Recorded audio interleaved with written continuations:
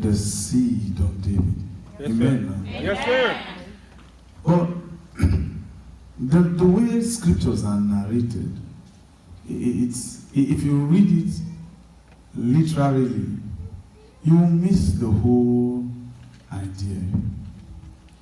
And you know, it is okay if you miss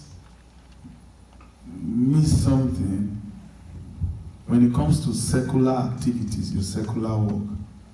But missing the understanding of the reality of scriptures is a colossal error.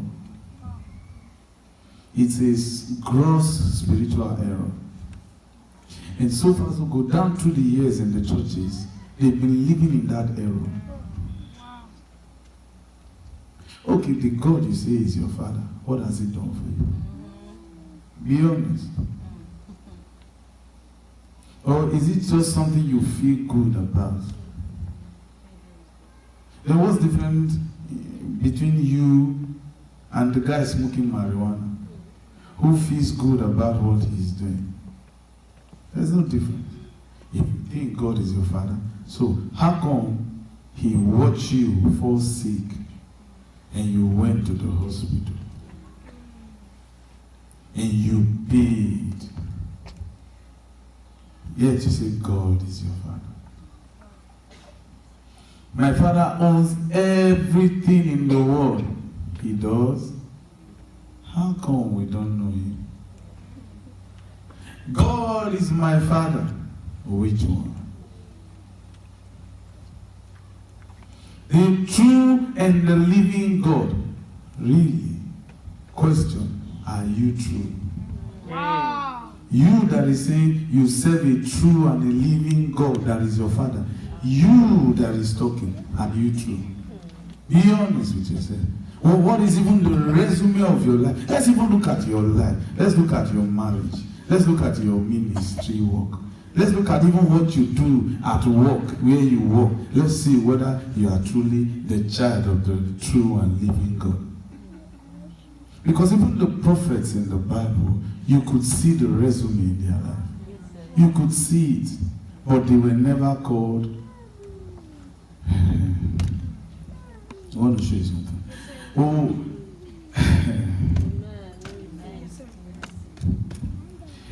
see, of course, for me it's okay. It's not new if they call me Satanist. But the thing is that even if they want to claim a position, I begin to wonder. You are trying to preach what another man of God has already preached. Wow. Have you noticed? If you look at the trends today, among the big names in ministry today, there's no new sermon. Yeah. There's no new sermon. Yes, sir. They just repeat a circle. They just repeat a circle. Meanwhile, there is always something new the Holy Ghost is doing. Yes, sir. Yes, sir. Wow. So now, they have stopped really preaching. Now they are going into musical concerts. Yeah. Motivation. No message. They don't have a message. And many are joining the bandwagon. And it is something I never wanted to be part of. Until one day, in my third visit to heaven, when the Lord invited me the third time to heaven, I and received. he spoke to me. He said, be careful of tradition. He told me, don't preach what they are preaching.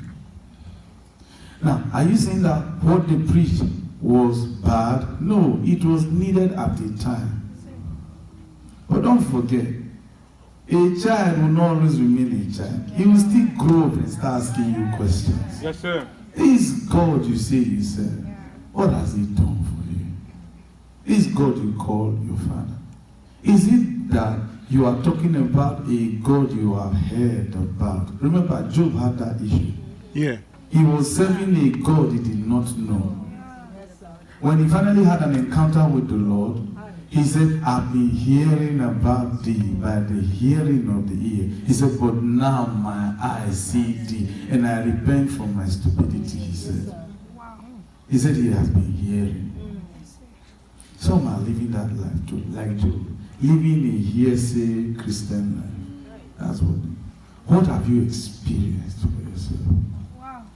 So, there's one scripture. Those who may want to disagree with what we've been teaching so far concerning God is his Father. The thing is that, like we said, God is not the father of any human. The Bible says he's the father of spirits. And then someone said, but man is a spirit. We told you, the only thing that is spirit about man is the breath. What he breathes. The Bible says the spirit of the Lord breathed into man. He became a living being. Yes, sir. A living soul. Yes, sir. And that no man's spirit has ever gone to hell. We told you that. Yes, sir. Why? Because it returns back to God. It's God's breath. And if a man with the breath of life that the Lord has given him decides to live a life of condemnation and then goes to hell, does that mean that that breath of life is condemned? No. It came from God. So, what goes to hell? Is it a man's spirit or a man's soul? A man's soul can go to hell. So, what goes to heaven? A man's spirit or a man's soul? A man's soul. Because your soul is your personality. Yes, sir. Right? Yes, sir. Is there crying in heaven? Yes. Yes. How can you say there's none? The Bible says there is crying in heaven. Yes. Revelation chapter 5 says there's crying in heaven. Yes, sir. Revelation chapter 6 says there's crying in heaven. They cried in heaven. I didn't write the Bible, it's that. Yes, sir. I saw it. And when they were crying, they didn't say, stop the cry. We don't cry here. No.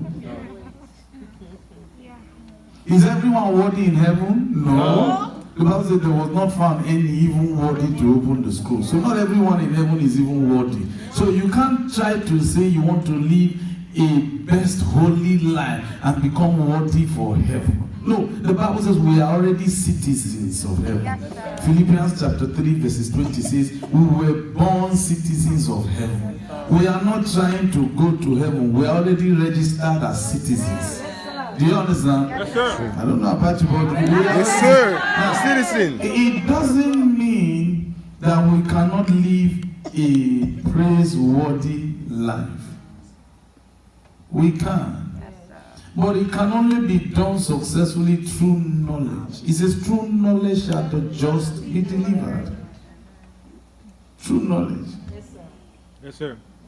Why are you still in bondage with what you have been hearing over time?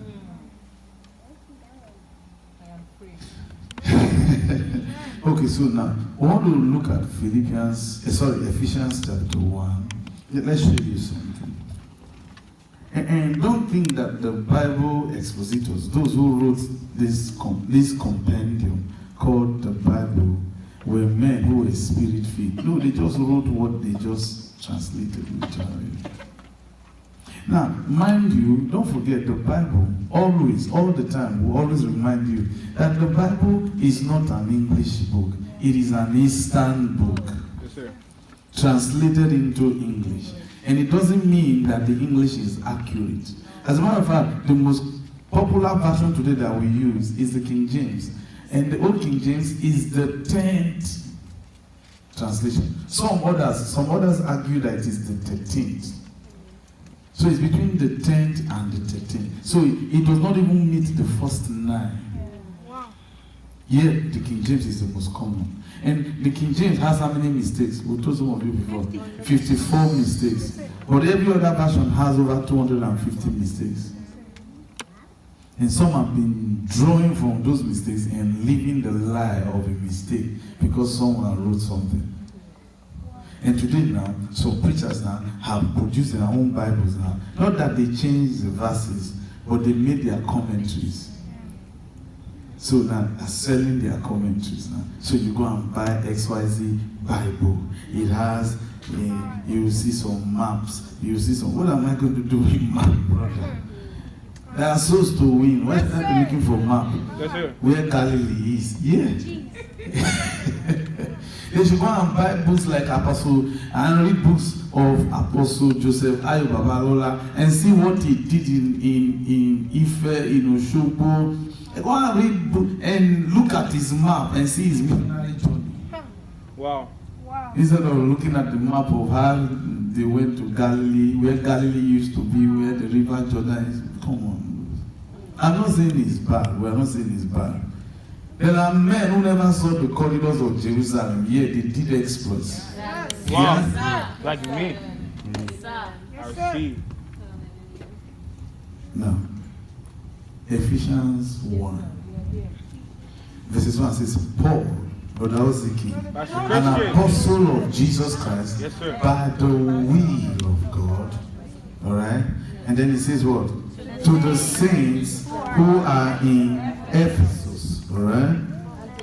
And to the faithful in Christ. Now, notice. He is writing to the saints in Ephesus. Now, there is need for us to know who these saints were, what their way of life were. I mean, let's know something about the character of those in Ephesus, because it will help you now better appreciate why Paul is deliberately writing and giving the letters to a man of God by the name of Tacitus to pass the corridors of Laodicea and get to Ephesus and give them the letters to read. So there is need for us to know the people in Ephesus, who were they? What was their life like?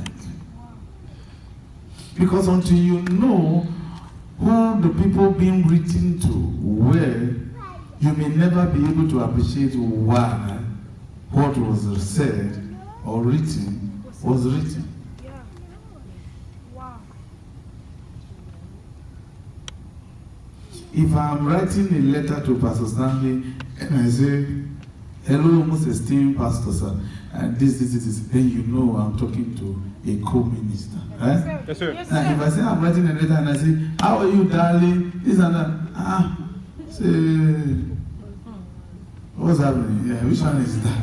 You understand? Yeah. So you need to find out who this darling is, right?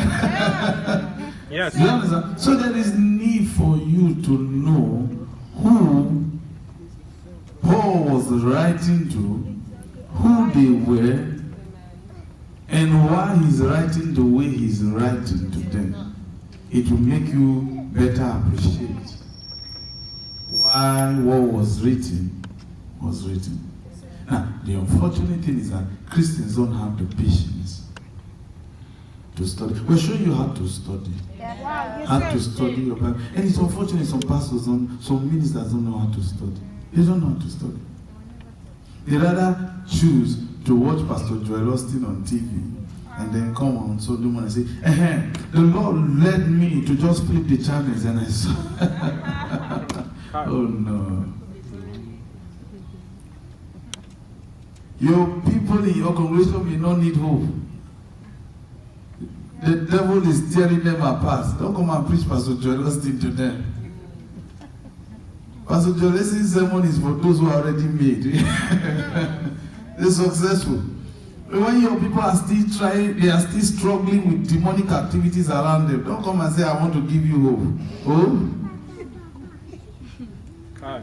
Didn't you hear, as long as there is life, there is hope? You already have life. You don't tell them anything about hope. As a matter of fact, even the hope we're told to have, he says we have one hope, which is what? The resurrection. The hope of the resurrection. Yes, sir. Okay. Now, let's read on. Then before we take you to show you who these people in Ephesus were. Read verses 3 now. Blessed be the God. No, let's read verses 2. Verses 2, sorry. Grace to you and peace from God, our Father, and the Lord Jesus Christ. Pause. Oh, now we already know. We seem to have an idea the people he's writing to. He's writing to both the Jews and the Gentiles. When he says grace, it was a salutation to the Gentiles. When he says peace, shalom, it was a salutation to the Jews. So here, the people in Ephesus were a mixed congregation. So which means whatever you are going to expect from what he's going to say here, he will be mixing it up. Yes, sir. Yes, sir. So he will talk to the Jews as while talking to the Jews, he is talking to the Gentiles. And the people in the congregation know which message is for them and which one is for the other. They knew. How come you don't know? You that is reading it. You just think it's just one message.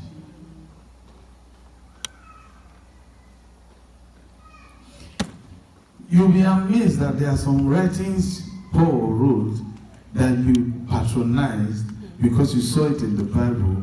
And Paul, if he has the opportunity to meet you, he will say, why on earth do you have to apply that into your life when you are not even Jewish? Wow. Wow. You don't even look Jewish. Even Paul will be amazed. Okay, now. So we know. He says, grace to you and peace from God our Father and the Lord Jesus Christ. Now, notice, he's making it clear that Jesus is not our Father. He says, God is our Father. Follow this carefully. Right? Yes, sir. Now, when he says God is our Father, he's trying to show us something here. Because what he meant by God is our Father did not in any way relate to the Jews. Follow this carefully. As a matter of fact, when he says God is our Father, what did we say Father means? Source. Source. Now, is God the source of the Jews or the source of the Gentiles? Why? Because Ephesians chapter 2, verses 1 to 6. Ephesians chapter 2, verses 1 to 6 says what? It says, God, come on now. Oh no. Ephesians chapter 2, verses 1 to 6. He said, you had he brought to life who were dead in trespasses, right? Who once walked according to the course of this world, according to the prince of the power of the air, the spirit that walketh in the children of disobedience. Who are the disobedient? The Jews. The Gentiles were not the disobedient. Why? Because they were dead. You see, once you are dead, you cannot, you are not alive to know what to obey or not. Now, Paul says, I was alive unto the law. Wow. Okay. Now, verses 4 of Ephesians chapter 2, he says, but God who is rich in mercy, with his great love, wherewith he loved us, even when we were dead, and what? Raised us up. Now, was that a message to the Jews or a message to the Gentiles? Gentiles. A message to the Gentiles. Right? That it was God who raised us up. By what? By the richness of his mercy and by his great love. Yes, sir. So you see, our salvation therefore has nothing to do with the man Jesus. Yes, sir. The only business we have with Jesus is the name that the Father told us to declare. Yes, sir. So when you hear preachers say, I want you to declare, oh Lord, I accept Jesus as my Lord and personal Savior. That's wrong, because the Bible never said Jesus is even our Savior. Yeah.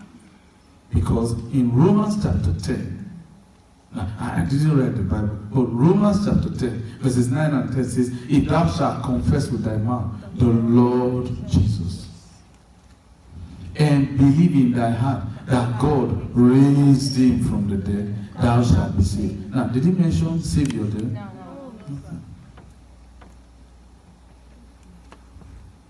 Now, why is Jesus not our Savior? Because he didn't die for us. Oh, someone said, how can you say he didn't die for us?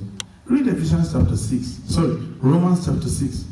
Romans chapter 6 said, we died with him. Now, the question is, who died first? Jesus or us as Gentiles? Please answer now. These Gentiles were already dead. Right? Ephesians chapter 2, verses 11 to 16. Ephesians chapter 2. We're giving you scriptures. I didn't read the Bible. So that you don't say I'm making it up. No, he said, Ephesians chapter 2, verses 11 to 16. What does he say? He said, you are he brought alive, who were once dead, right? Who were once estranged from the covenant of promise, having no hope and without God in the world. He says we were hopeless and godless. We were not alive unto the law. That's who we were as Gentiles. And as far as God was concerned, we were dead. Now, how can Jesus die for the dead? That's one question they have not been able to answer. So if you tell me Jesus died for me, how can he die for the dead? Otherwise, Paul will be lying. And Paul said everything he taught, no man ever taught him. He said it was Jesus himself that taught him for 3 years, every day in Arabia. So everything, so Jesus himself was teaching Paul what you are reading. That he is not the savior to the Gentiles. But he's sending Paul as an apostle to the Gentiles to let them know that God is our savior. Now, read Ephesians chapter 2, verses 3. Ephesians chapter 2, verses 3. He says, first of all, in verses 1, he says, I beseech you, therefore, that prayers and supplications, right? Sorry, 1 Timothy chapter 2, verses 1 to 3. 1 Timothy chapter 2, verses 1 to 3. He said, I beseech you, therefore, brethren, that what? Supplications and prayers. Come on now, read. Intercessions. Giving of thanks. Be made for all men, for kings, and for all those in authority. For what reason? That we may lead a quiet and peaceable life in all godliness. Okay, who is leading the quiet and peaceable life? The leaders or we, the Christians? We, the Christians. Okay, fine. That we may lead a quiet and peaceable life in all godliness. Read on.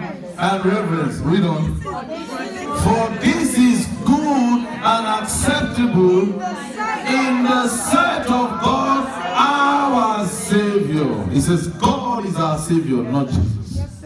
It was God who brought us from the dead, not Jesus.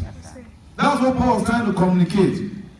It was Paul who told us, according to what Jesus taught him in Arabia, that it was God, through the richness of his mercy and by his great love, brought us from the dead.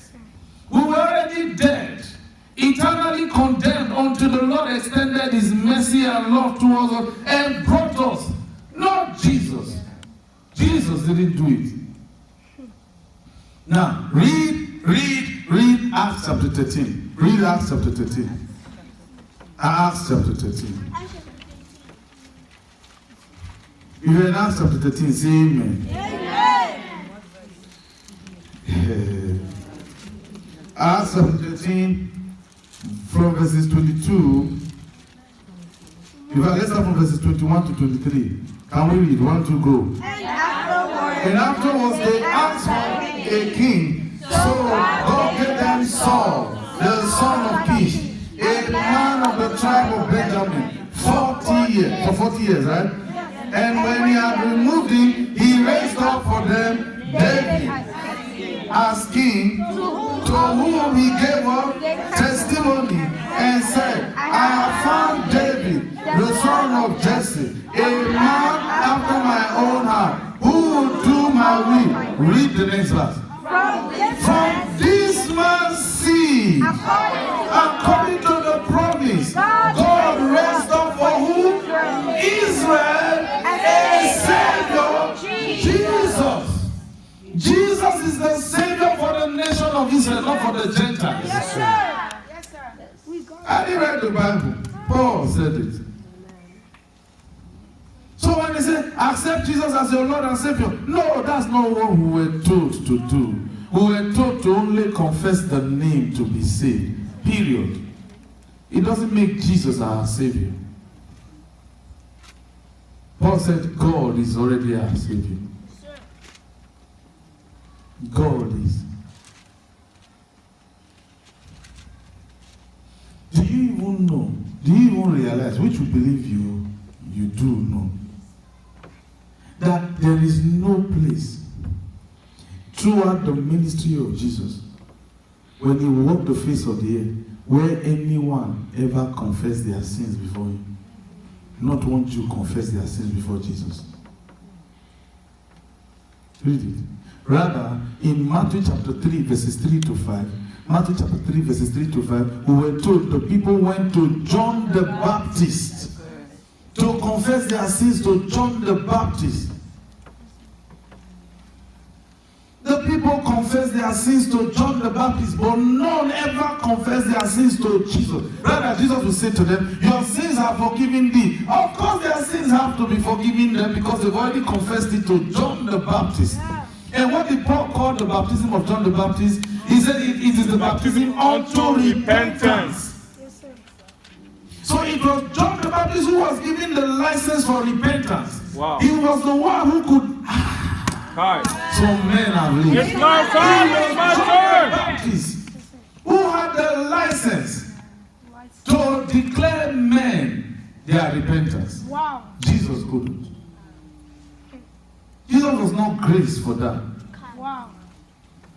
His own was to grace. It was grace that men would believe him and be saved. But when it comes to repentance, John the Baptist is the guy. Now, don't forget, as at that time, there was still a high priest. Wow. It was still okay to give sacrifices for atonement of sin. Wow. But none of them went. As long as John the Baptist was alive, they abandoned the temple. Wow. They went to John the Baptist and confessed their sins. And he dipped them into the water and said, you have repented. That was all. Hi. They did not need to bring any bull. Even Jesus now also came to John the Baptist to come and authenticate what John the Baptist was already doing. Wow.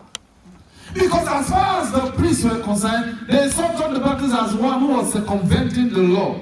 But Jesus went to him. The Savior for Israel went to John the Baptist to be baptized like the others. Wow. So, but he didn't have to confess any sin. Well, was he baptized? Yes. So that means that his baptism was a baptism unto repentance. Wow. Wow. True. Wow. After all, even those who wrote the account of Jesus' baptism, his encounter with John the Baptist, they were not there when Jesus came for baptism. So how did they know what happened? That would certainly mean they couldn't tell you everything that really happened. Because as at the time Jesus went for his baptism, he had not chosen any disciple yet. Wow. He had not chosen anyone. Now, notice, the reason why we came here is to make you understand clearly that. Now, read the next verse 24. After John had first preached before his coming the baptism of repentance to all the people of Israel, John the Baptist came, preached the gospel of all, the baptism unto repentance before the Savior came for the nation of Israel. Even Jesus said it himself, that he was only sent to the lordship of the house of Israel. So when did Jesus become your Savior? What have you been preaching all these years? See why many Christians have been living in a lie. Because Christians themselves don't like to trouble themselves to study. But we can give so much time to study engineering, nursing, social works, whatever we're doing.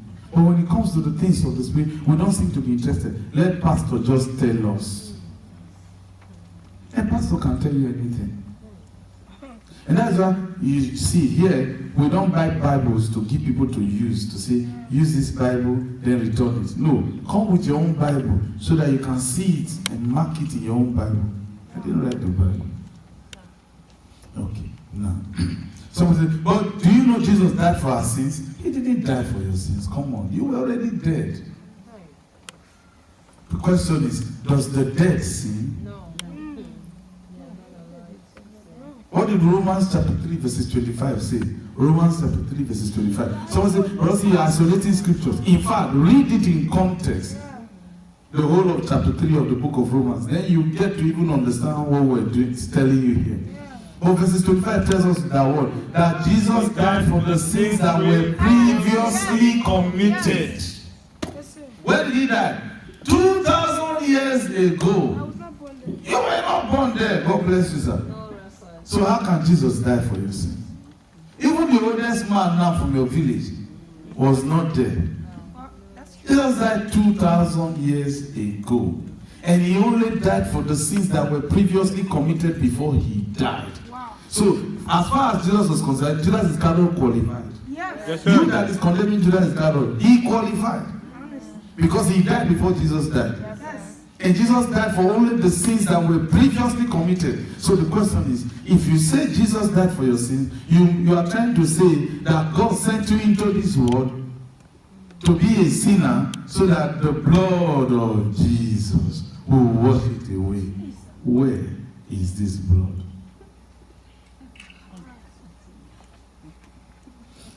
Now, when you read even in the book of Hebrews, some have taking what Paul was trying to communicate out of context to say when Jesus was ascending to heaven, he took his pure blood to go and lay it on the mercy seat in heaven. His pure blood on the mercy seat in heaven. That was how it was done in the earth, where the high priest would sprinkle the mercy seat with the blood of bulls.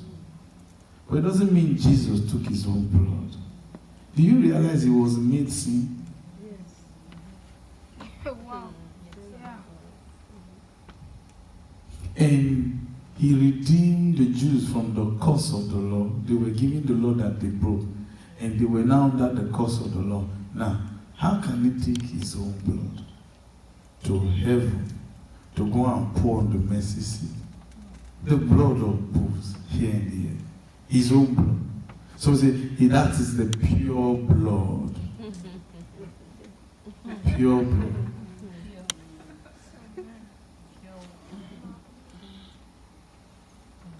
Okay, the very fact that nail went through his hands and the blood was already gushing made it contaminated, don't you think? Yeah. Yeah. It doesn't make sense. But it's amazing. When you buy into those teachings, it sounds good. But it does not give you the opportunity to engage your mind. Meanwhile, God gave you this mind. He said, don't worry, you don't need to think about it spiritual. You mean we shouldn't think about it? Wow. We will think about engineering and construct bridges. And when we're climbing the bridge, we say, praise God.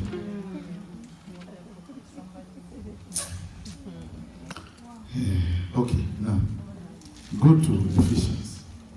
Ephesians. Some people will. There's a reason why we brought you there.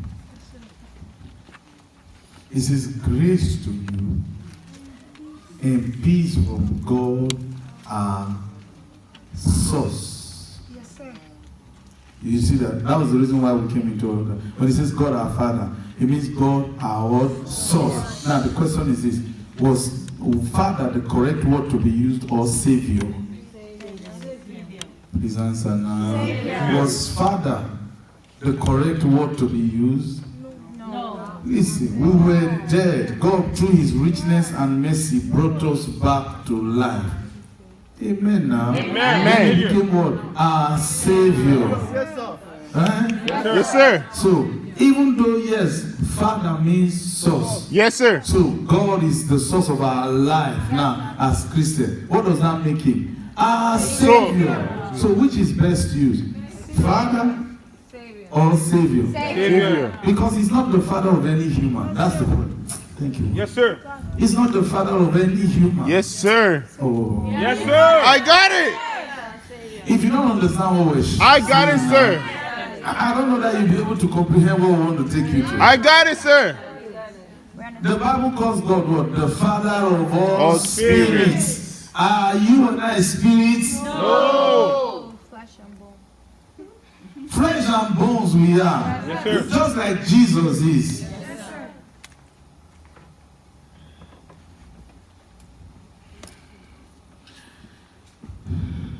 So when it says God our Father, which do you think is accurate to use?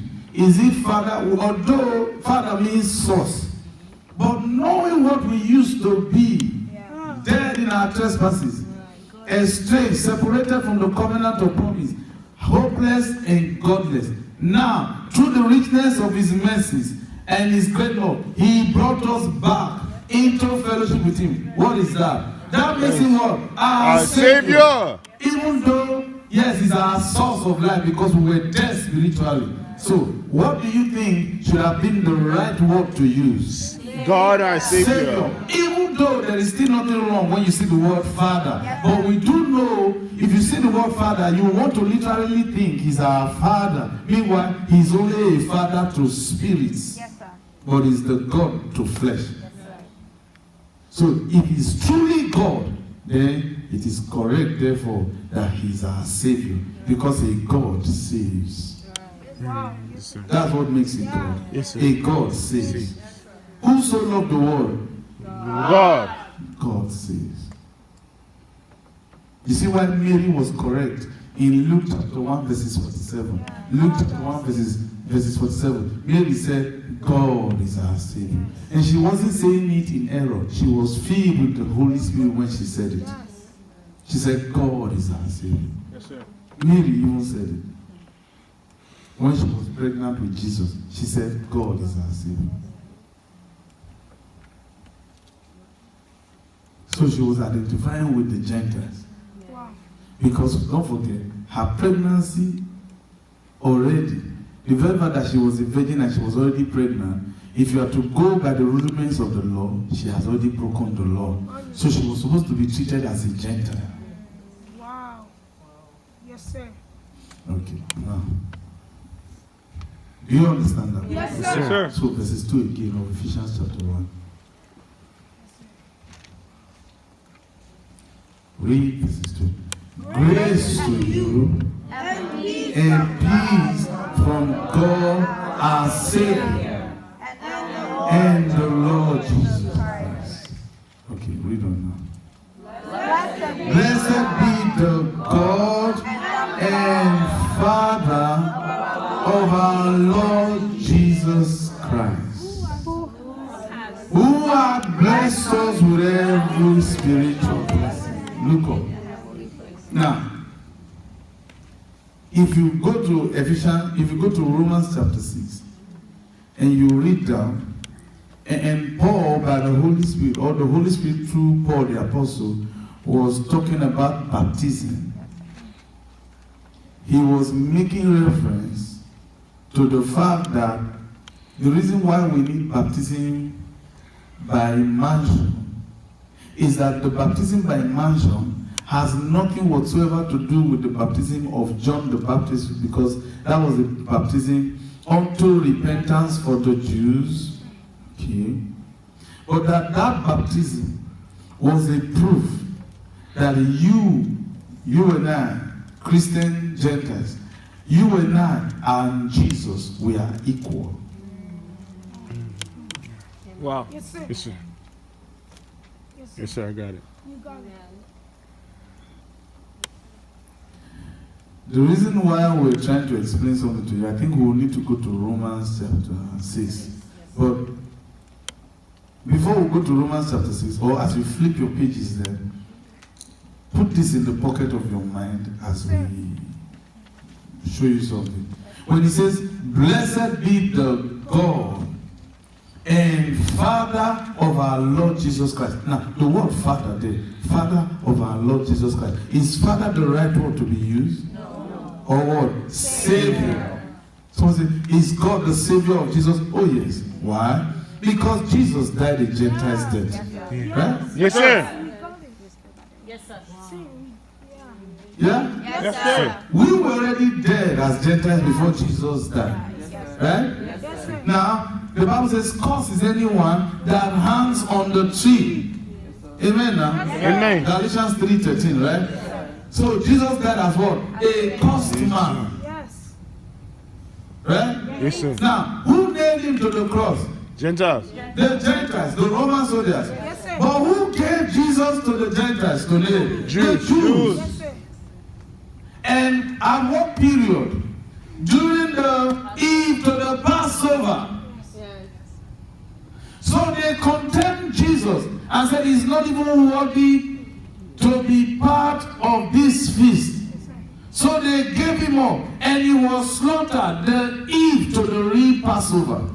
Now, even though they had communion, that was not the Passover. It's one thing the church has not understood. There were ceremonies. The Passover ran for days. Go and read Exodus chapter 12. The Passover was to run for days. It was to run for days. You look funny now.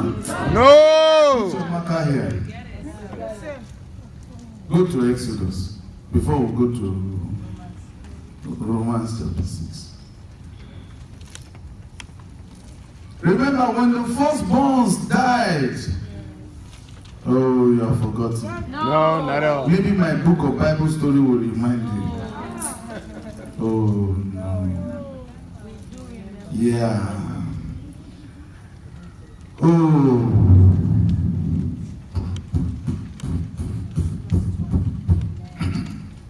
Let's read from verses 12. For I will pass through the land of Egypt on that night, and will strike all the firstborn of the land of Egypt, both man and beast, and against all the gods of Egypt I will execute judgment. I am the Lord. Verse 13. Now the blood shall be a sign for you. You see that? So that means that the blood of Jesus is a sign. Wow. It does not mean that it was poured on the mercy seat. Okay, now, but he said, now the blood shall be a sign for you on the houses where you are. And when I see the blood, I will pass over you, and the plague shall not be on you to destroy you when I strike the land of Egypt. Now, question. Was there not still any plague when they finally left Egypt? They suffered plague in the wilderness because of their word, murmurings and complaints. Yes, sir. Okay, now read on. Verse 14. So this day shall be to you a memorial, and you shall keep it as a feast to the Lord throughout your generations. So you shall keep it as a feast for by an everlasting ordinance. Now read. 7 days. So it was a feast that ran for what? 7 days. Okay, read on now. 7 days you shall eat unleavened bread. So that day that they ate the communion, it was one of the days. Wow. Wow. Yes, sir. Yes, sir. Yes, sir, I got it. We got it. You see why even the subject of Yes, sir. I don't know now, but this may even offend you now. No! You see why even the subject of taking communion, really, we have no business with communion. Honestly. Wow. Yes, sir. Because even in 1 Corinthians chapter 11, when Paul was teaching them from chapter 10 into chapter 11 concerning the subject of communion, who was he talking to? Babes. I know money. But if you read the book of Ephesians, like we're studying that, you will never see where he ever told them go and take communion. Never said it to the Roman church. Never told them. Never told the other churches take communion. Paul never did. Yes, sir. Never did. Of course, he did take communion in Acts chapter 20. He did take communion with a group of people when he was about to depart for Jerusalem. But that was about all.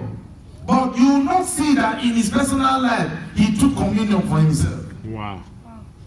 He only did it with the people because that was what the people wanted. Not that he said, bring the communion, let's take communion. Actually, in Acts chapter 20, when you read, in that meeting that day, the people had already prepared communion. So he said, okay, fine, let's partake. But you will never see where he told the other churches, take communion. And the Corinthian church that he was talking to concerning the subject of communion, he quoted them in 1 Corinthians chapter 3. He said, you guys are babes, you are carnal, there's division among you. Now, what was even the symbol of the communion? It was to unify the body. So you see, the reason why Paul told them about the communion, it was to bring them in one accord. Wow. But to the Ephesian church, he said, what? Endeavor to keep the unity of the Spirit in the bond of peace. Never mention communion. Wow.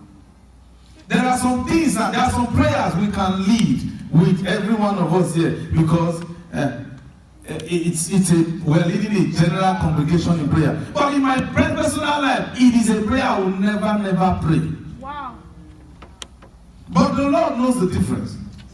God. There are still some sermons today that I can still preach generally. But there are some personal revelations, it's just for me. Wow. I can't even share it with you. God. That's the truth. Yeah. Even this one I was sharing with you, as your head is knocking. Now you are beginning to have crossed eyes, as though you are seeing spirits. Who is giving you crossed eyes?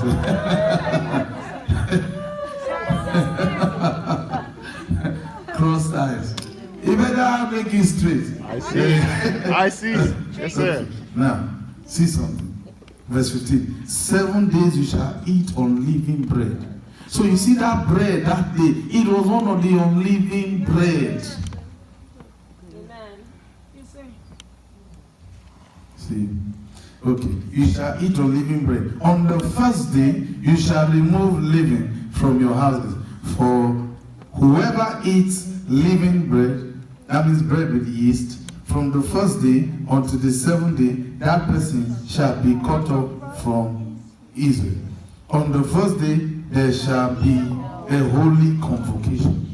And on the 7th day, there shall be a holy convocation. So that means that Jesus attended the first holy convocation on the first day. But the last holy convocation, which was supposed to be the next day, the 7th day, he died the eve to that day. Because that he did not make it to the last convocation meant that he was not part of the Jews. Yes. So they deliberately made him a Gentile with the law. And they don't forget, the people who masterminded his death were the priests and the scribes. These were the teachers of the law. So they tried to use the law to see that he was condemned before God. You see why God couldn't help him? Wow. It is like, what's the name of that lady again? The wife of King Ahab.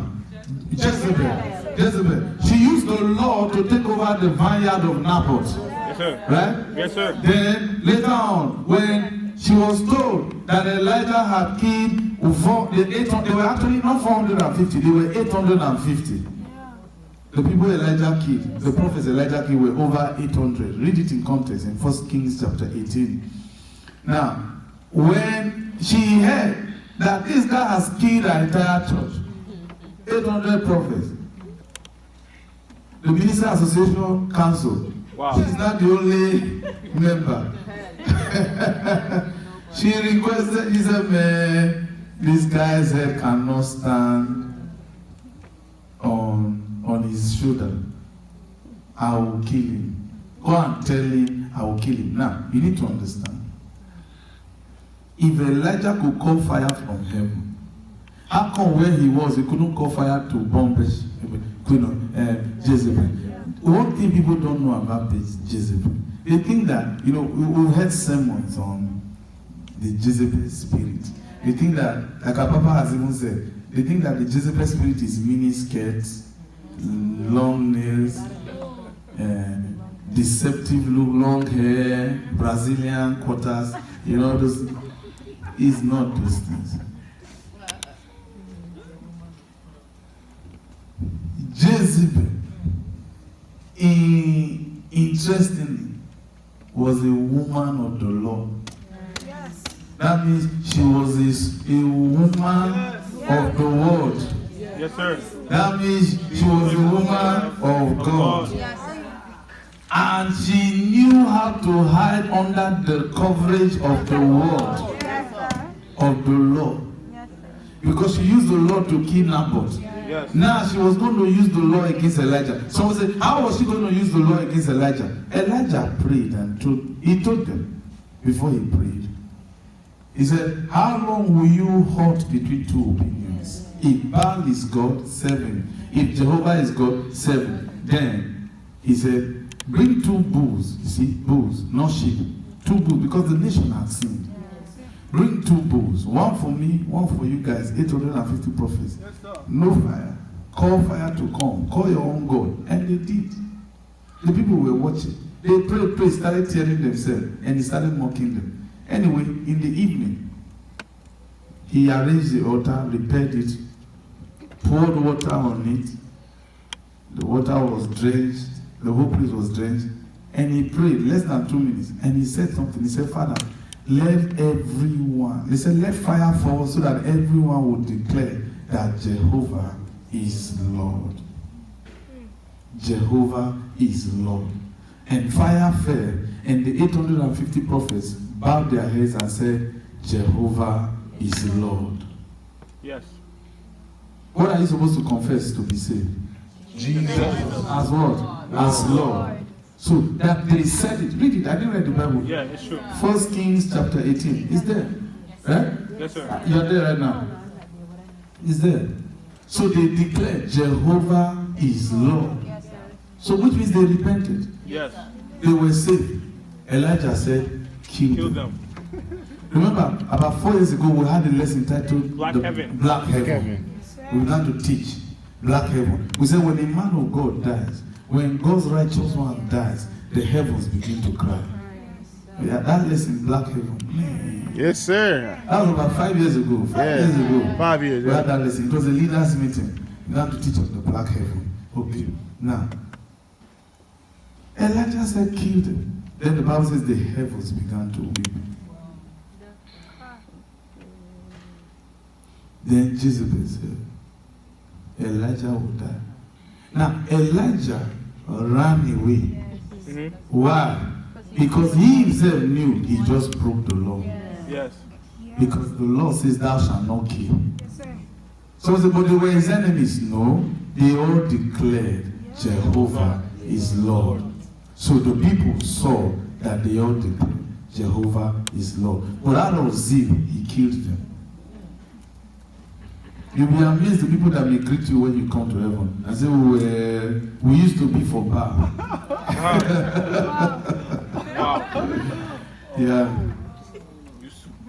So Jesus says he will die.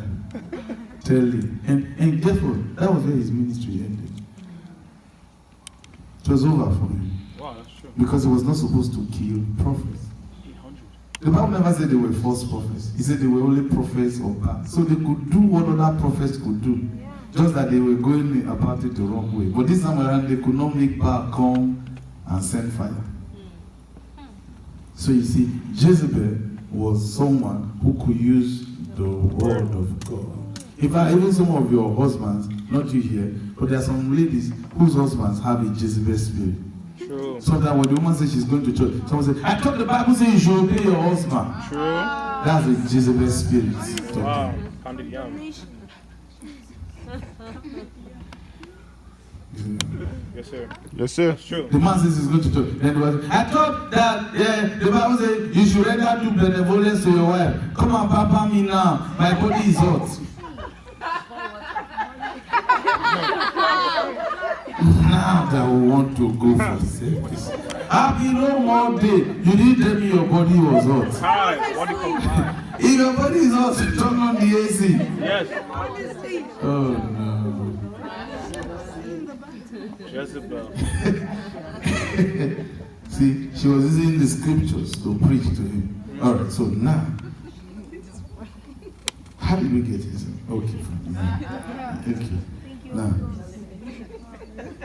look at that Exodus. Right? We're still in Exodus. Right? Oh, yeah. Verse 18.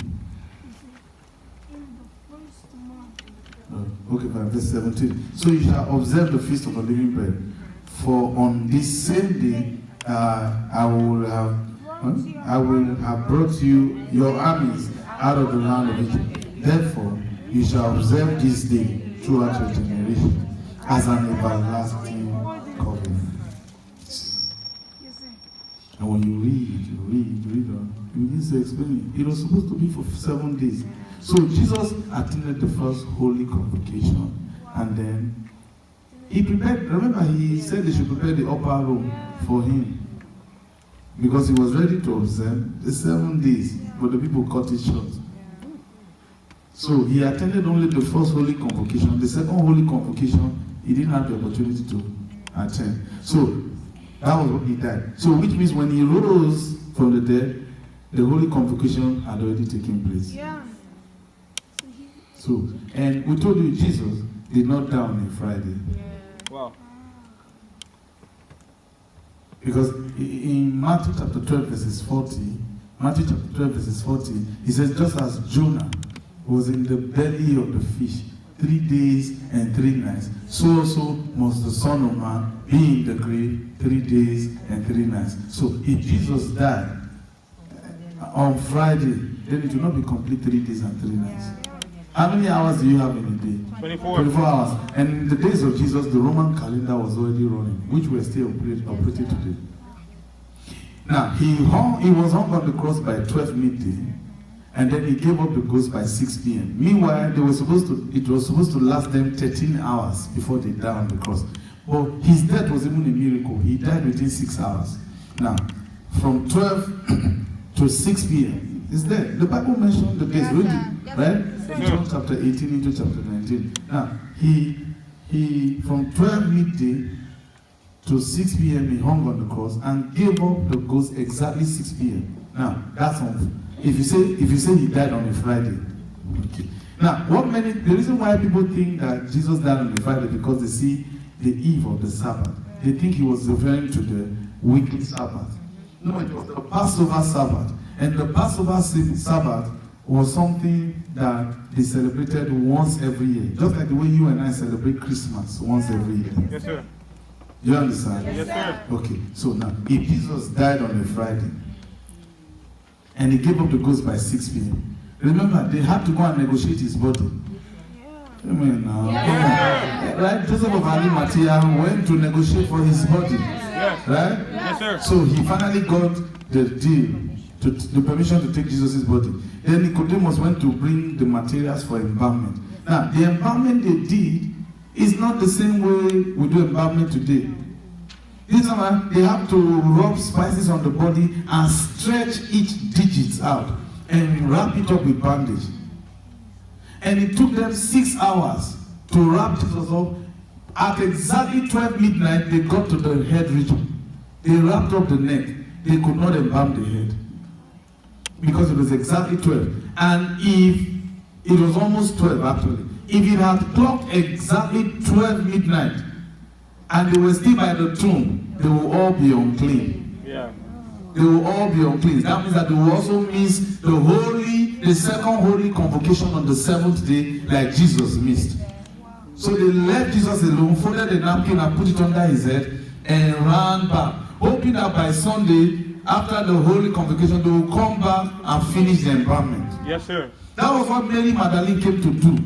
She wanted to do the final wrapping, only to see that even the materials, the clothes, they were already folded.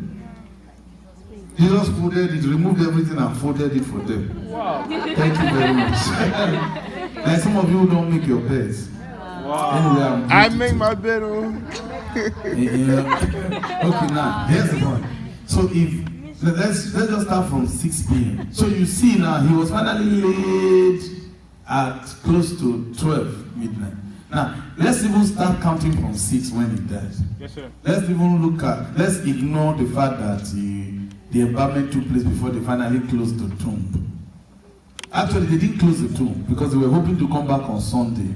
It was the Roman soldiers who closed it and sealed it up and were guarding it.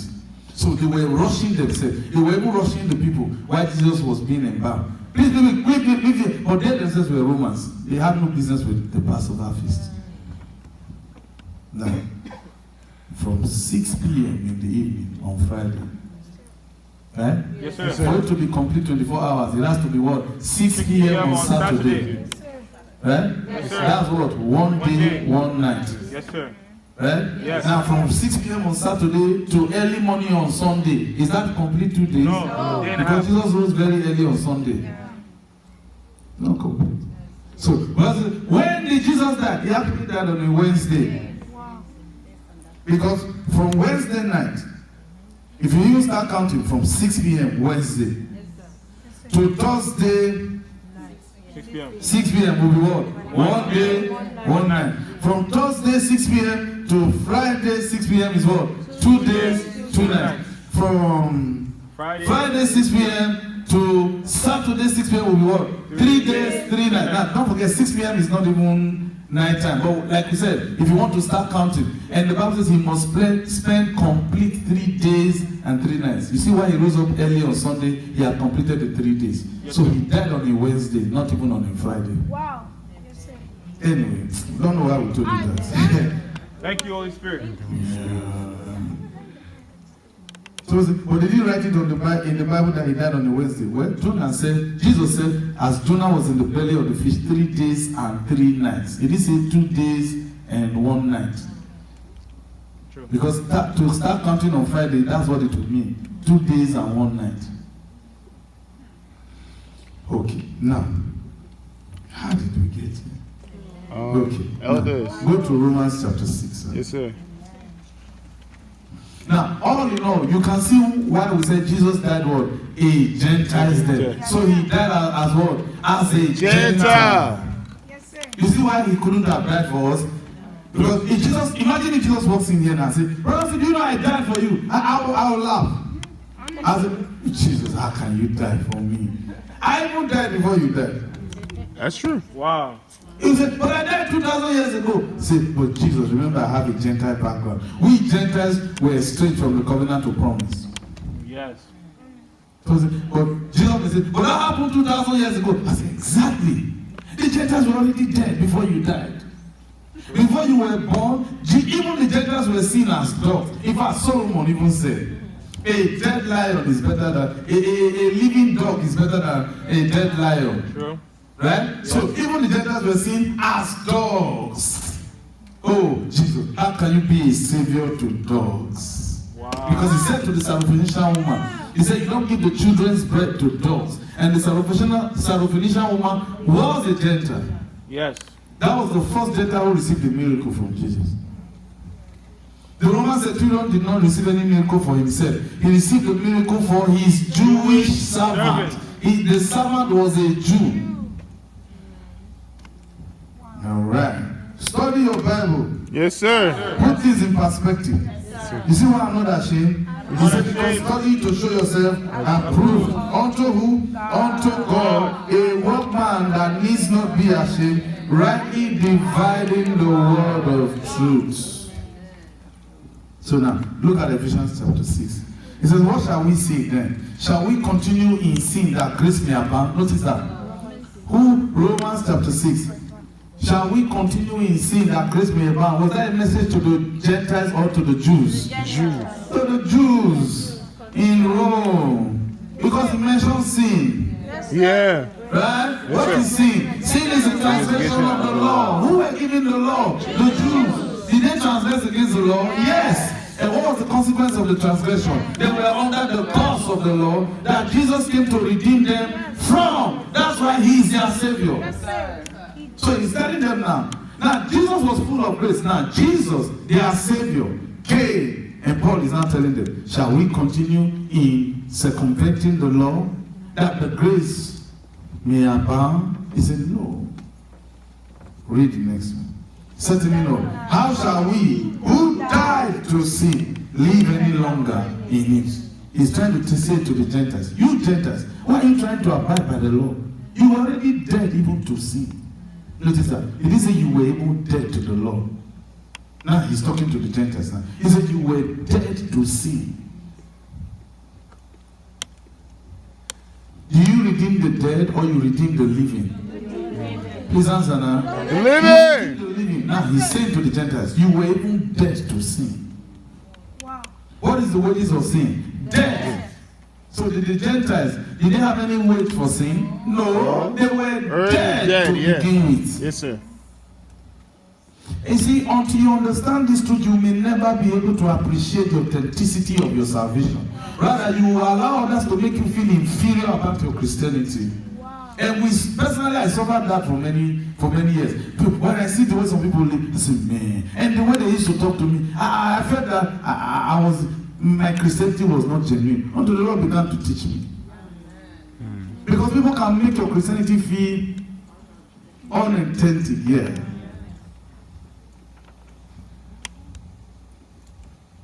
How do you know you're a Christian? Do you know some Christians don't know what to say? They don't know They don't know what to say. I just know I'm a Christian, sir. You just know. Okay, how do you know you're a Christian? You don't know. If I ask some people now, they say, how do you know you're a Christian? Say, I go to church. Is that what makes you a Christian? No. That's not what makes you a Christian. My father is a pastor. No, that's not what makes you a Christian. My mother is a archdeacon. That's not what makes you a Christian.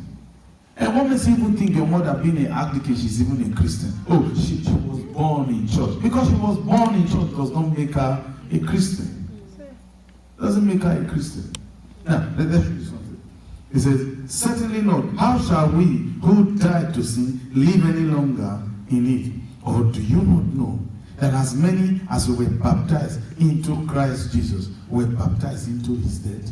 Now the question is this: how can the Gentiles who were already dead be baptized into Jesus' death? So certainly he's talking to Jews now. You see how he plays? He's still talking. He will talk to the Jews, he will talk to the Gentiles. He will talk to the Jews, he will talk to the Gentiles. Still in the same chapter. Wow. Yeah. Because it was a mixed congregation. Now, he said, read on now. Therefore, we were buried with him. We were buried with him. Yes, sir. Wow. We were buried with him. Now, does that mean that he died for us? No. If we were buried with him, what does that suggest? Dead. It means that we were already dead too. Too. Yeah, we were dead too. Right? Yes, It means sir. that we were dead, Dead too. too. Amen now. Yes, sir. So we're all both what? Buried. In what? In baptism. Into what? Through baptism into what? Into death. Okay? Not into his death, into death. He said, therefore we were buried with him through baptism into death. Okay? That what? That just as Christ was raised from the dead by the glory of the Father, even so we also should walk in the newness of life. What does that suggest? That means that just as Jesus was raised, we were raised. Raised. Yes, sir. Yes, sir. Does that make him our Savior? Or we are equal? Equal. Yes, sir. We're equal. Yes, sir. So don't call that holy name anyhow. No, we're equal. Even demons call his name. Why can't I call his name? Demons said, Jesus I know. Paul I know. Brother, I'll say I know. Why can't I call his name? Jesus. No, we know how some Christians call it. It is when something bad wants to happen. That's when they say, Jesus. I've been to some churches. Yes, sir. Some black American churches. As the pastor is preaching, my God, Jesus. The pastor is still preaching. Jesus. The day we saw that, I said, is that they do it? They really manifest here. Jesus. Then one person will be dancing. Hey. They like to dance. I've always wondered, this dancing, is this spirit move? So this is the dancing of the spirit. How do they do dancing again? They will be, they are beautiful women. I like seeing it, but I just know there's nothing spiritual about it. There's nothing spiritual. Then the drummer will be beating the drum.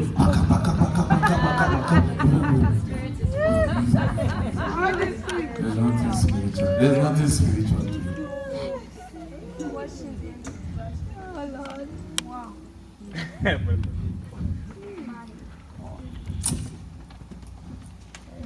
Because even Paul did not do that kind of dance. True. I Honestly. know Peter didn't do that. It's possible someone may be stirred up of the spirit to do so.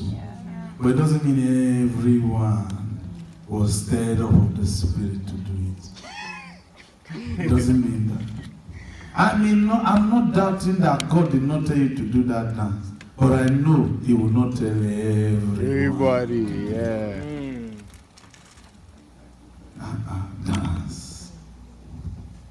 Then that means that those superstars who dance should be really moved of the spirit to dance. Honestly. That's what I No. Okay, now read on. For if we have been united together in the likeness of his death, notice that it says we were united together. And so how can he die for us. When he says we were already united together in death. How you speak English now? And we're surprised that they say he died for us when he said we were united together in death. We died just as he died. Wow. Now, question: did the Jews die at all? No. They were only under the curse of the law. So he redeemed them from the curse of the law. And you don't redeem the dead, you only redeem the living. But why did they need redemption? They were under the curse of the law. So from whom were they redeemed? They were redeemed from Moses. Because the Bible says the ministry of Moses was a ministry unto death. 2 Corinthians chapter 3. He says the ministry of Moses was a ministry unto death, yet it was glorious. So, someone said, he paid the price. Which price did he pay? With his blood. To who? So, did Moses come to collect Jesus' blood? No. Moses brought the law, and the people broke the law. In fact, even Moses himself did not make it successful with the law. He himself broke the law. He broke the word of the Lord. And the Lord said, go and die. One time, God almost killed him because he would not even obey the law of circumcision. Okay, so now, see something. He says, for if we have been, we are not going to, we have been. It has already taken place. Yes, sir. Yes, sir. So try to tell me, do you know Jesus died for you? He didn't die for me. We both died together. So how can you say that? Yes, sir. How can you say that of Jesus? Do you know Jesus will not like what you heard? He told me to tell you. Yes, sir. Yes, sir. It's written in scriptures. Yes, sir. We both died. He didn't die for me. Yes, sir. So why do we need to believe his resurrection? Because if I can believe his resurrection, I also believe my own. Oh, Yes, sir. yes. Exactly. Yes, sir. Yes, Wow. So believing the resurrection is not for Jesus' sake. It is for my own My sake. sake. Yes. Yes, sir. Because if I don't believe that resurrection, it means that I don't have any hope of my own resurrection. Meanwhile, sir. I've already been raised. Yes, sir. I'm alive unto God, walking in the newness of life. So why don't I need to? Why shouldn't I believe in his resurrection? Okay, now read on. For we have been united together in the likeness of his death. Certainly, we also shall be in the likeness of his resurrection. Now, that word shall, you notice it is in italics, which means it was originally not there. They are looking into something in the future. Meanwhile, it has already taken place. The Bible says we were dead in trespasses and he raised us up. Ephesians 2 verses 4 to 6. We've already been raised up. We are not going to be raised up. We've already been raised up. Through the richness of God's mercies and his great love, we have been raised up. We are not going to be raised up. Brother, I'm already alive unto I'm God. already alive unto God. Yes, sir. And he says, I'm walking in the newness of life. Yes, sir. You see why? I don't try to remain rapturable. Yes, I'm sir. already alive. Yes, I'm already alive. Never to die again in God's Yes, mind. sir. Never to die. I was dead once. Yes, sir.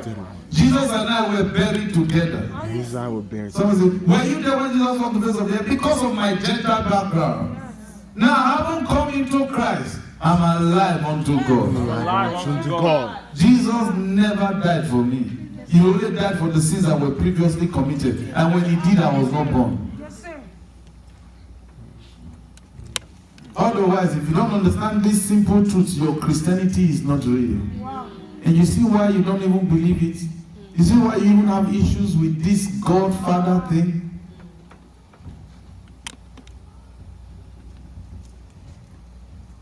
Okay.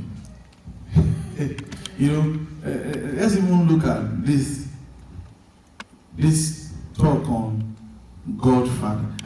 You know, I'm his godmother. I'm his godfather. It's beautiful. There's nothing wrong, really. But you that is a godfather, or you that is a godmother, what is your stand with God? Whoa. Wow. Because you are taking up a responsibility that you will be spiritually responsible for whatever this person becomes in life.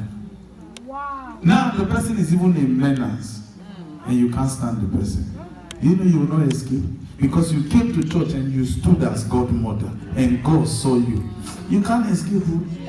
God has marked you. And the guy is running rampage, doing drugs on the street. You can't escape it. Hi. Can't escape. Not with God. They even call you godmother. So they were doing party, they invited you as the godmother. You brought your beautiful self. You were walking with those shoes, those high chihuahua shoes, as godmother. Let's see what this child becomes. That's the only school. You can't escape it. But it's not funny. Honestly, You don't know God. Yeah. That's why we're telling him about God. We're telling you about God. Maybe you don't know the boss himself. Do you know the parents, the biological parents of that child have just escaped? whoa. They have put that responsibility on you. And you are glad to come and stand as godmother. You see God now. He says, prepare to meet thy God. Godmother, you will meet God. Godfather, you will meet God. So when the parents, when the Almighty is asking, what happened to this child? The parents will say, Auntie Godmother, come and speak. So say, you made me to be the godmother, but you accepted. Sure. Yeah, You agreed for a penny. Wow. that thing has always been funny to me. It is funny. Honestly. Even John and Paul the apostle, these two, with their spiritual exploits, they had the right to say, my little children. My little children. Wow. They hardly see you in church. You are standing as godmother. Some volunteer. I want to be his godmother. I want to be her godmother. Where are you from? What do you know about God? You want to be a godmother to who? Wow. And sometimes some have actually encouraged witches, prospective witches in the future, Yes. to come and be a godmother. True. It is when it is time to do voodoo, that's when you get to see the importance of godmother and godfather. Wow. That's when you get to see the importance of godfather and godmother. And if you, the godmother and godfather, you are a victim to voodoo, there's no hope for the one you are covering. Hi. And if you, the godfather and godmother, have marital issues, there's a transfer to the ones you are a godparent to. Too much ignorance. Can I be her godmother? Can I be her? Auntie, stop this thing. What do you know about godmother? Go and sit down. Simple. You're not even taking care of yourself. Kai. Hi. You want to take care of spiritually. When demons will be throwing the arrow. And do you know, you that is playing the role of godmother and godfather, more arrows for you, particularly if that child has a glorious destiny. Imagine if that child was a Samuel that was born. Eli did not even escape it with God. Yet he was a godfather. Yet the child, Samuel the seer, came to tell Eli his godfather, God said he will punish you. Hi. God says he will finish you. Listen, what we're telling you is that many people have died too early because they assume the role of godfather to a child they don't know about their destiny. Yes. Whoa. Wow. The enemy wipes that person out. Some are lying sick in the hospital as godfather, godmother. Hi. The hospital. You think it's a light thing? That was what God said to Eli. He said, you think it's a light thing? You, this godmother, godfather. Well, let's continue before you get angry. Because many of you have already registered as godmother, as godfather. You belong to a church. You went to register in another church as godmother. So oh, Rosie, how about me that is a pastor? Can I be a godmother and godfather? Then we should ask the wise men who came to talk about Jesus to Mary whether they even volunteered to play that role. You are taking something. The Bible says, don't take an honor upon yourself that God has not given you. He said, no man taketh this honor upon himself except the one given of the Lord. Even in wedding ceremony, it is not just somebody on the street you pick and say, come and play the role of my father. Prove the person's spiritual stand. Yes. That you just play somebody and say, Uncle, can you play the role of my father? Hi. Do people know that spirits see these things? Spirits. Yes. You don't understand. I got it. And God is the father of spirits, both angels and demons. Is their father. So they have access. God is only a God to humans, but to angels and demons, he's their father.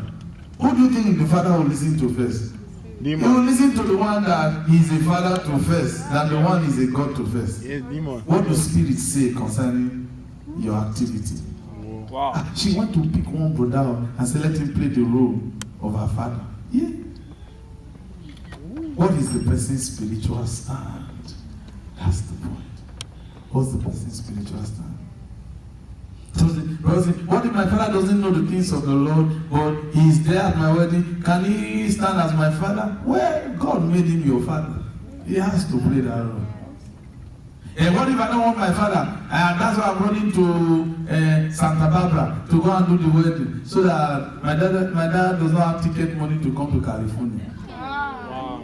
So who will you? That my landlord that used to be in the U.S. Marine. Wow. Yeah. Huh? Hi. He even sponsored the wedding, brothers. Don't you know? He sponsored the wedding.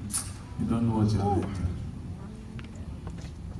Then the spirits are looking at you, and the demons are rejoicing.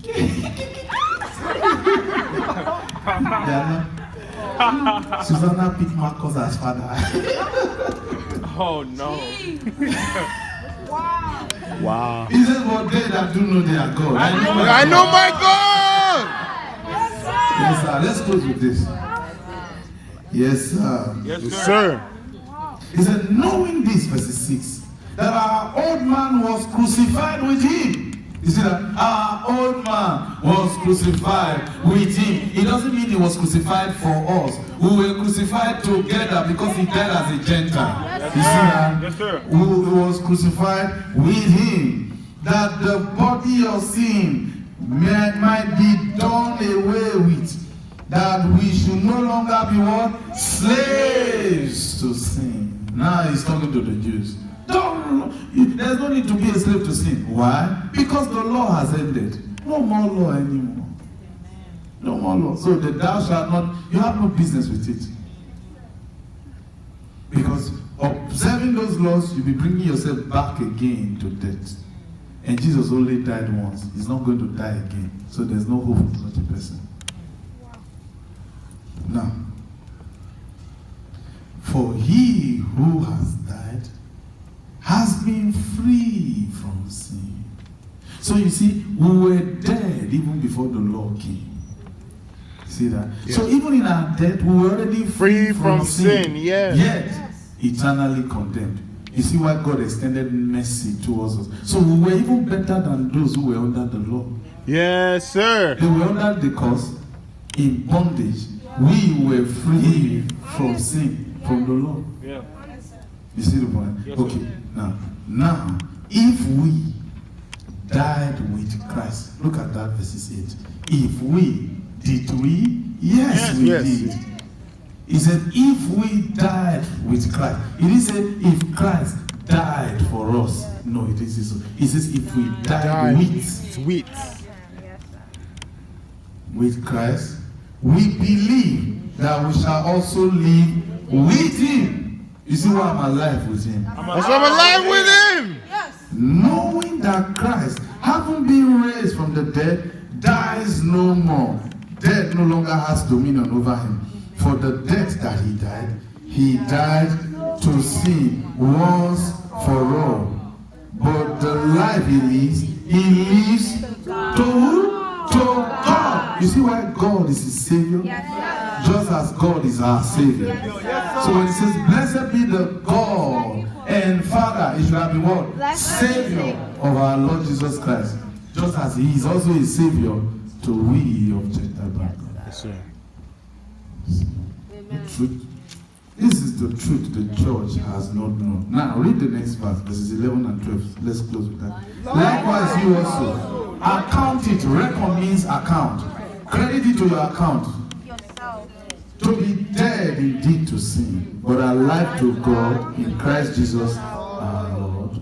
Okay, read on. Therefore, do not let sin reign over your mortal body, that you should obey His will. But rather present your members as instruments of what? Don't present your bodies as instruments of unrighteousness, but rather present yourselves to God as being alive from the dead. Are you alive from the dead? Yes. And your members as well, instruments of righteousness to God. For sin shall never have dominion over you. Why? For you are not under the law. So this proves Jesus is not our Savior. God is. We died equally. And God raised us up together with Jesus equally. Yes, sir. But for the Jews, He died for them because they were under the curse of the law. He died to redeem them. So somebody said us, Paul was a Jew. And Paul lived in the day of Jesus. He got converted 9 years and 50 days after Jesus made his second ascension. So he lived in the day of Jesus. Even though he was not a follower of Jesus, he did live in his day. Praise God. Hallelujah. See that? Yes, sir. So you see here, the reason why we took time to explain all that we explained was to make you see that God Almighty is not the Father of Jesus. Rather, He is the Savior of Jesus. Even Mary said God is our Savior. Yes. Yes, she gave birth to Jesus. It's there, Luke chapter 1 verses 47. Luke 1 verses 47. Titus chapter 1 verses 1 to 4. Titus chapter 1 verses 1 to 4 tells us God is our Savior and is repeated many times in scriptures. 1 Timothy chapter 1 verses 1 to 4 too tells us God is our Savior. So walk in the light of it. Question. We've answered that one in the previous class. Really. Who did Jesus pray to when He said Father? He was talking to King David. He was not talking to God Almighty. He was talking to King David when He said Father. Now, of course, this is our 13th class. Go and listen to part 1. You can see how we've been studying it carefully. Otherwise, if you don't understand this truth, we wonder who you really pray to when you pray. And how do you know that you are praying to God and God is hearing you? We told you, we showed you the last time, right? The scripture. That really, everything you ever need is in the hand of His spiritual Father. Because His word creates what you need. Wow. Yes, And if you don't have a spiritual Father, that's a hopeless case. Today you have dissidents in the churches. Some Christians, a lot of Christians today are not submitted to any person. Who is your spiritual Father? They don't know. Now, they will understand that they give some people forms to fill. So say, but can a young person be a spiritual father to someone in his 90s? Of course, yes. He has not started living yet. You see why his life was delayed until the child had to be born. Does that mean that the person who is 90 did not initially have a spiritual father? He probably walked out from the father. And so you see why God can bring him. It is all about submission.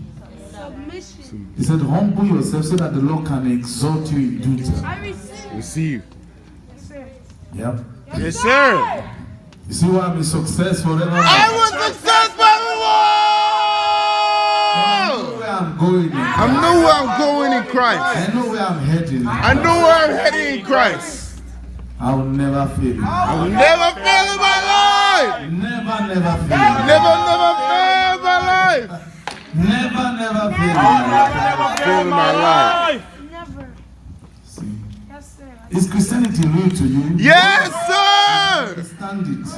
This is something that has not been able to be explained for many years. Now, knowledge has come. Amen. It says true knowledge shall who? Just be delivered. Be delivered. True knowledge, the just be delivered. Yes, sir. Let's pray. Let's pray. Lay so So how do we pray? How do we know we're praying to the Father? When a spiritual leader is telling you pray this prayer point, he knows what he's telling you, so that the Father can hear it and then provide. And that is why there is always a need to have someone present who is the superior when you are praying. It's very important. So you mean I can't pray by myself? You can, of course. You can. You can. You can. But your personal prayer, when you are praying personally, what does that do for you? It only builds your boldness. Personal prayer.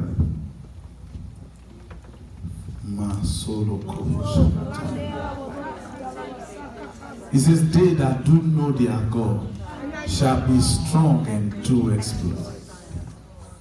Father, reveal yourself to me. Father, reveal yourself to Help me. me to know you. Help me to So know I you. can do exploits for I you. can do exploits for In you. the mighty In the name mighty name of of Jesus Jesus Christ of Nazareth. Father, have Father, have mercy mercy upon upon me. me.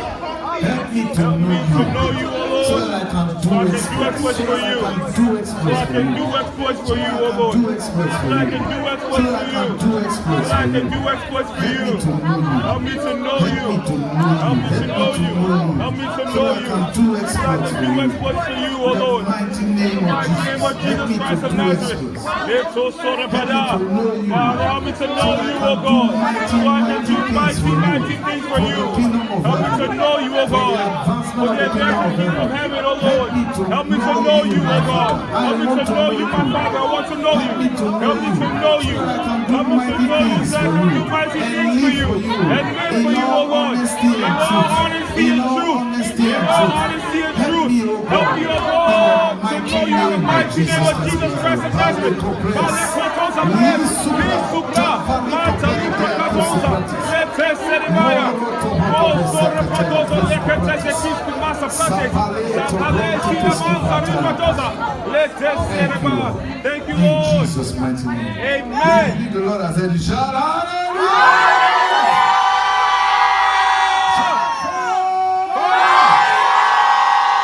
Amen and amen. Let's take our seats and talk to our viewers. For those who have not acknowledged the Lordship of Jesus, the Bible says, if thou shalt confess with thy mouth the Lord Jesus and believe in thy heart that God raised him from the dead, thou shalt be saved.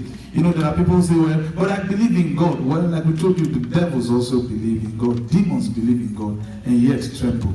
Demons believe in God. James chapter 2 verses 19 says demons believe in God. And demons have always believed in God before you were born. Yet they are eternally condemned. So believing in God is not what will guarantee you heaven.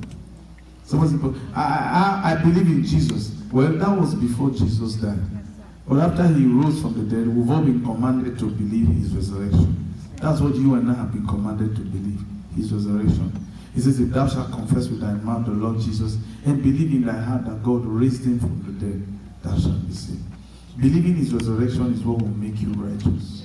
It's not the good things you do or how morally right you are or the charity homes you visit that makes you righteous, but believing that resurrection.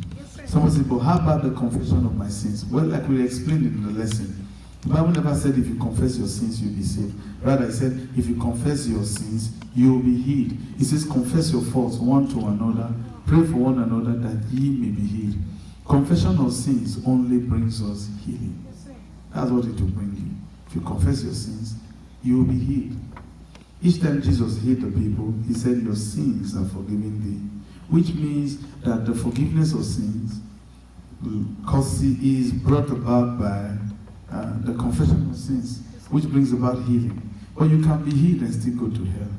But there's one thing we can confess, the Lordship of Jesus, the Lordship of that name. As we confess that name, it is far greater than any sin you ever think of confessing. I would like to enclave your indulgence to say it. The Bible says, whosoever shall call upon the name of the Lord shall be saved. It is whosoever shall confess their sins. So I would like you to do that right now. Say, Heavenly Father, Heavenly Father, I thank you for your Son, thank you Jesus, for your Son, Jesus, my Lord. my Lord. I declare him Lord Declare him Lord, because I believe because I believe he rose from the Lord dead from the dead for my for my justification. justification. And at this moment, This moment, I confess with my mouth confess with my mouth that Jesus Christ Jesus Christ is Lord of my Lord of my life. life. This day forward, This day forward, eternal glory eternal glory of God my Father. God my Father. Amen and amen. Amen. Say hallelujah. And if you are taking that declaration, we would like to congratulate you and welcome you into the family of God. And we would like to pray for you. Heavenly Father, we thank you for your son and your daughter who have acknowledged the lordship of the name of Jesus. Father, your word says, whosoever cometh unto you, you will no wise cast away. May these ones never be a castaway. May they never fall. May they never falter. And oh God, let the seal of the Holy Ghost be upon them and protect them and guide them and keep them unto the day of your holy return. In the mighty name of Jesus Christ. Amen and amen. Say congratulations. Congratulations! Let's prepare our offerings now.